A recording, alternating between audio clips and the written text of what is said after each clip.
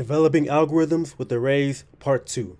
In this video, we will demonstrate how to find the sum of all values in an array. Consider the following program where we declare an array named nums with the following values. Suppose I want to compute the sum of all the values in this array. The first step will be to declare a variable named sum that's going to store my final answer.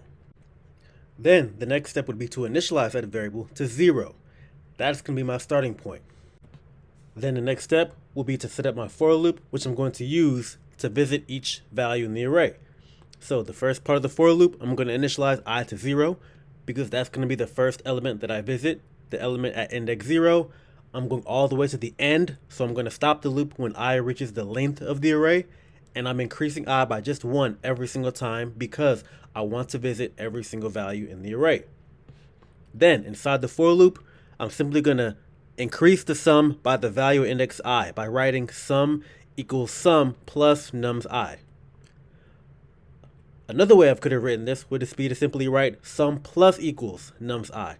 As you may have learned previously, this is a compound assignment operator. What this operator does is it increases the variable on the left side by the value on the right side. This is another statement I could have written to increase the sum variable by the value at index I. That being said, what you most definitely do not want to write is simply sum equals nums I. This is a common mistake. This is commonly mistakenly assumed to increase the sum variable by nums I. It does not increase the variable, it replaces the value in the variable with the value in nums I. We don't want to replace it, we want to increase sum by that amount. So going back to the plus equals operator, that's the only statement we need in our for loop, thus completing it.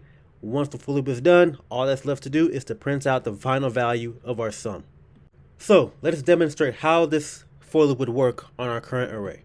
We start off with I equals 0, so we're looking at the first value in the array, and we're going to increase sum by that value. That value is 4, so sum increases to 4. Then I equals 1. The value at index 1 is 7, so we increase the sum by 7. Next, I equals 2. The value at index 2 is 5, so we increase the sum by 5. Next, I equals 3.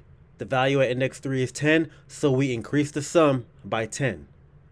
Next, I equals 4. The value at index 4 is 15, so we increase the sum by 15. Next, I equals 5. The value at index 5 is 8, so we increase the sum by 8. Next, I equals 6. The value at index 6 is 3, so we increase the sum by 3, and that completes the for loop. All that's left to do now is to print out the final value of sum, which is 52.